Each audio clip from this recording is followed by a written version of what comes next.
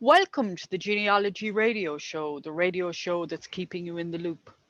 And this week's show is all about Henry Ford, and we have a wonderful team to take you through this from Radio Cork in beautiful Kilkee. Will air tomorrow at Thursday at 4 o'clock and repeat on Sunday. So we're happy to have a podcast of all our shows for 2021, which are concentrating on genealogy and business.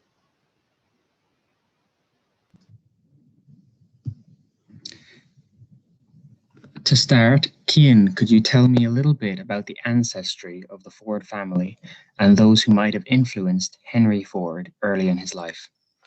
We know that the Ford family originally emigrated to West Cork from Somerset in England in the early 1700s to work as tenant farmers.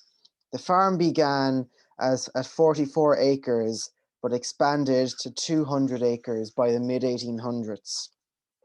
Henry Ford's great-grandparents were William Ford and Rebecca Jennings, both born in Ballymadden in West Cork in the years 1775 and 1776 respectively.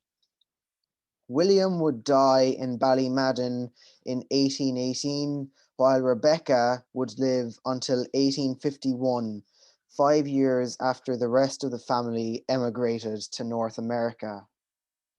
William Ford, Henry's father, attended St. Joseph's High School in Ireland, had 6 siblings and 8 children, so all big families by today's standards.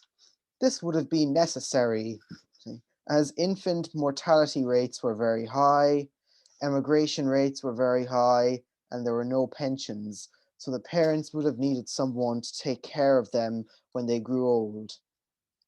William Ford was a farmer in West Cork under his father, John Thomas, who himself was born in 1799 in Cork and emigrated to North America along with the rest of the family in 1846 during the height of the Great Irish Famine. Thomasine née Smith Ford, Henry's grandmother, would die in 1847 on the coffin ship at the age of just 37. Henry's father, William, was himself from Cork, but he had emigrated along with his whole family to North America in 1846. The family first arrived in Quebec, Canada, before moving on to the United States. One of William's uncles, who would also happen to be Henry Ford's great uncle, Robert Ford, is listed as having died in Quebec, Canada, but this was decades later, so it is unknown whether Robert had died as soon as they touched down. There is always some small sadness in a story of emigration, but in the case of the Fords, we can point to a clear example of what they missed. They are listed as having arrived in Canada in 1847, but having left Ireland in 1846.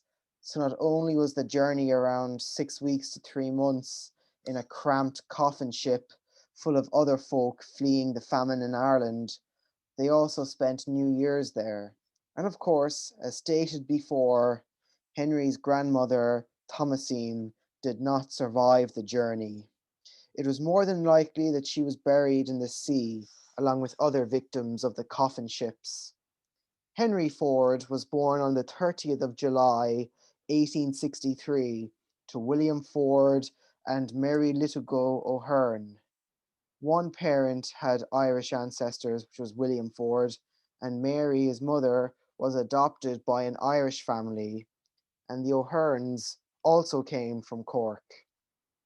His mother was born in Detroit, Michigan, in the USA, the daughter of Belgian immigrants who died early and left young Mary in the care of the O'Hearns, their neighbours. The father of the adoptive household was originally from Cork, and the maternal grandfather was from Cork. Henry had 2 younger sisters, Margaret and Jane, and 3 younger brothers, John, William, and Robert. At 15 years old, Henry dismantled and reassembled his friends' and neighbors' timepieces several times, showing his early skills as a repairman and as an engineer.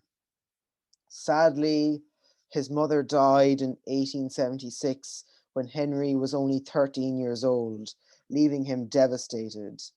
His father expected him to take over the family farm, but the young Henry's interests lied elsewhere. Around the age of 16, he left home, walking all the way to Detroit to find work in the machine shops. After 3 years of living in Detroit, during which he first came in contact with an internal combustion engine, he returned to work on the family farm, working part-time at the Westinghouse Engine Company and in his spare time tinkering machines in a machine shop he set up.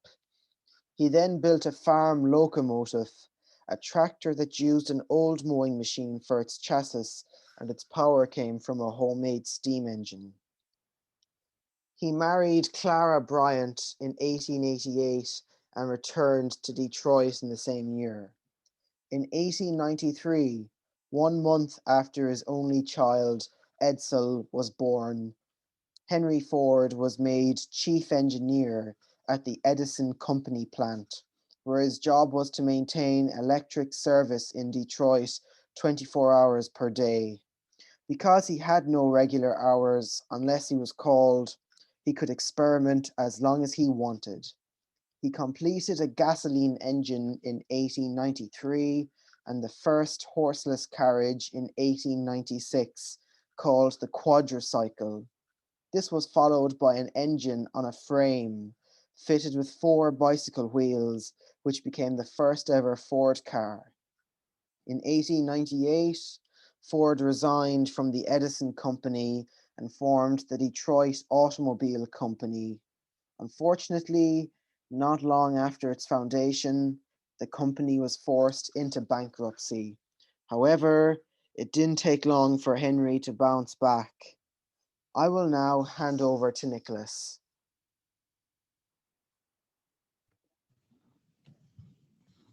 Thank you, Cian. Now that we have the old family well established, Nicholas will be telling us a little about some modern descendants of Henry Ford, and if any, still in the company or are influencing the Ford company in any way. Hi. The Ford family, much like the Guinness family covered in last week's show, is a long family lineage with many members still alive today in meaningful positions of note worth. Like Henry Ford himself, his living members are philanthropic business people with positions in the Ford company itself and other significant positions of power. William Clay Ford Jr. is a prime example of this trend in the Ford family. Born in Detroit, Michigan in 1957, William is the great-grandson of Henry Ford. His father was William Clay Ford Sr., who was a businessman who served as the CEO of the Ford Company and head of the Edison Institute in Detroit, and his mother was Martha Firestone. William attended at the University of Princeton, where he achieved a bachelor's degree in history, writing a 105-page senior thesis of his great-grandfather's company titled Henry Ford and Labor, a Reprisal. William also achieved distinction by becoming president of Princeton's Ivy Club and rugby team, graduating in 1975. He then went on to achieve a master's degree in management at MIT in 1984. After university, William went to work for the Ford Company, starting off in 1971 in product development and having a position in financial staff, which traditionally served as a launching platform for future high executive positions in the company.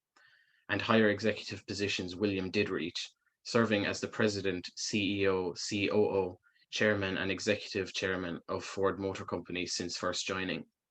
He is also vice chairman of the Detroit Lions and was on the board of the lobby group US Chamber of Commerce.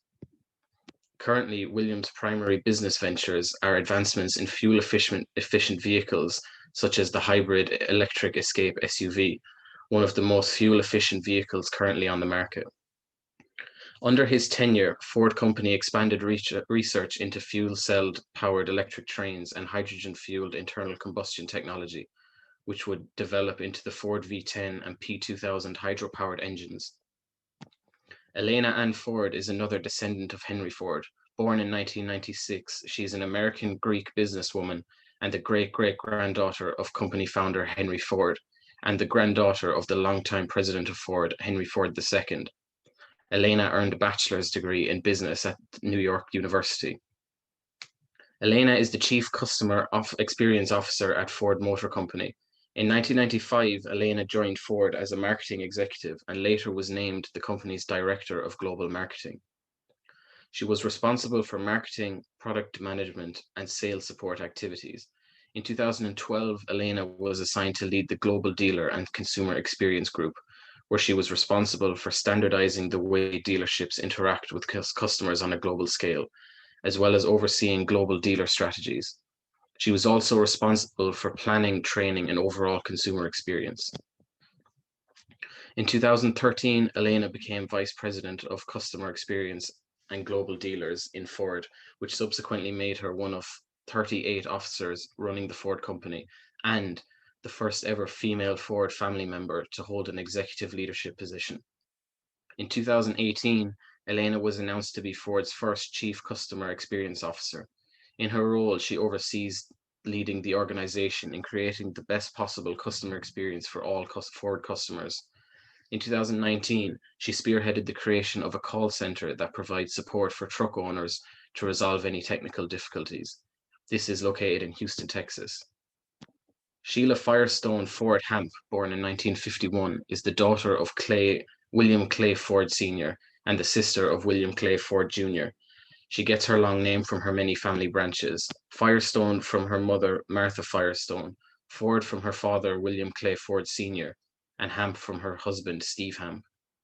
Sheila graduated from Yale University in 1973, and she received a master's degree in teaching and early childhood education from Boston University.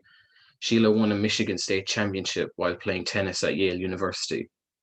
Sheila is an American businesswoman and football executive. She is the principal owner and chairwoman of the Detroit Lions of the National Football League. She serves on the NFL's Super Bowl and Major Events Committee. Sheila has served as vice chairwoman of the Detroit Lions since 2014.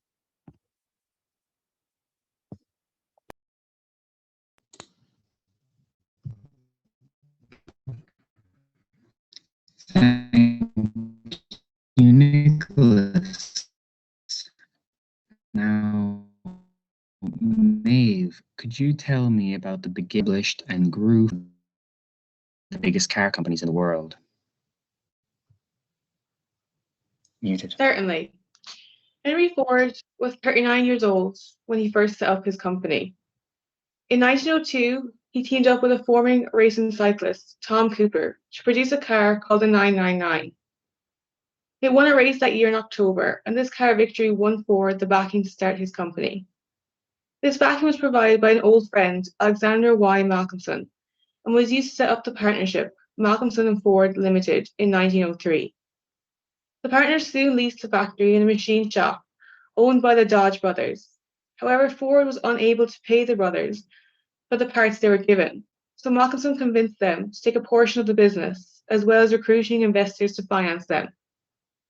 In June of 1903, the company was reincorporated as Ford Motor Company, the name we now know it as today, with $28,000 capital supplied by investors. Malcolmson's uncle, as well as the Dodge brothers, were some of the original investors of the company, and it was Malcolmson's uncle, John S. Gray, that was surprisingly the first president of the company. This was because in 1902, Ford was named the chief engineer of a company then named Ford Motor Company. However, in 1903, he left the company, and with Ford gone, it was then renamed as what we now know as Cadillac Automobile Company. Because of this lack of commitment from Ford, he was seen as a risk for scaring investors away from the business. On October 1st, 1908, the Model T automobile was released by Ford Motor Company. It featured a steering wheel situated on the left side of the car, which was soon copied by other companies. The car cost only $825, which would be valued at $23,480 today. It was cheap and simple to drive. The Tin Lizzie, as the Model T was known as, was an immediate success, and Ford soon had more orders than the company could satisfy. As a result, he put into practice techniques of mass production that would revolutionize the American industry, including the use of large production plants as well as the moving assembly line. In 1914, he also increased the daily wage for an 8-hour day for his workers to $5, setting a standard for the industry. Even as production went up, demand for the Tin Lizzie remained high, and by 1918, half of all the cars in America were Model Ts. In 1919, Ford named his son Edsel as president of the Ford Motor Company, but he retained full power of the company's operations. Ford declared that he was starting a rival automobile company, which would produce a stripped-down version of the Model T. This announcement alarmed the 7 remaining Ford company stockholders, and they sold their shares in fear of losing money to the new company. However, by July, Ford's announcement was revealed to be a trick. His agents had purchased all the stocks and there would be no rival automobile company. For the first time, the Ford family controls every share in the Ford Motor Company. And while Edsel may be president in name, Henry still retains power. By the 1920s, the Model T automobile was starting to become less popular. As a result, a newer model named the Model A was introduced in 1927 and produced through 1931 amassed a total output of over 4 million. Despite Ford being an upstanding entrepreneur, he had some interesting quirks to note. For one, he did not believe in accountants, and throughout his control of the business, he did not incorporate an accounting department within his business, despite its success. Without the use of accountants, Ford had no way of knowing how much money was coming into the company or how much money was being spent per month. The company's bills are reportedly guessed by weighing them on a scale. It wasn't until the company became publicly traded in 1956 that they would use accountants. Ford's political views earned him widespread criticism over the years, beginning with his campaign against the US involvement in World War I. He bought a local newspaper in 1918 and published several anti-Semitic writings. Though he later renounced the writings and sold the paper, he expressed admiration for Adolf Hitler and Germany, and in 1938 he accepted the Grand Cross of the German Eagle. Despite his widespread sales of cars in the early 20th century, there were no stop signs, traffic lights, or speed limits at that time.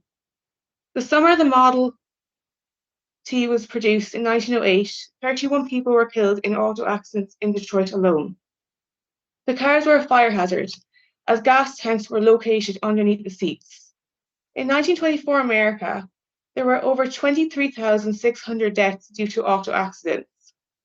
The Highway Code was not released until 1931, so drivers in the 1920s had considerable free rein over how they drove. While certain rules did exist, the police had a difficult time enforcing them before the official code was published. I will now hand you back to Lucas. Thank you, Maeve. Now, Cuan, can you speak a little more on Cork and what the Ford family did for the county? Henry Ford had both personal and business reasons for the establishment of his Ford factory in Ireland. Cork was a different place in 1917 in comparison to today, with residents experiencing extreme poverty. As a proud Irish American, Ford said he wanted to bring industry to the area to address the dreadful poverty and tenement issues. Percival Perry, the chairman of Ford at the time, was unimpressed by the prospect of a Cork base for the business. In fact, keen to establish the factory in Southampton, he actively discouraged the idea. It took the outbreak of the First World War to transform the context in which such decisions were made. It was the food shortages that began across Britain due to the World War, exaggerated by the German submarine offensive against merchant ships, that gave Henry Ford the chance to seize his opportunity. It was these food shortages that forced Britain to look for more efficient methods of food production. One notable proposal involved the provision of £350,000 from the Treasury towards the purchase of 1,000 new tractors. Ford was recruited for this task as Lord Northcliffe, a Dublin-born newspaper magnate and chairman of the British War Mission to America, visited Dearborn, Michigan. He was so impressed by the Ford tractor that on his return to England, he had Ford's chairman, Percival Perry, arrange for a number of tractors to be shipped over. These tractors were subsequently tested and found to be satisfactory. As a result, the British government decided to enter into an agreement with Ford to build a factory in Cork to exclusively manufacture Fordson tractors, granting Henry Ford his wish.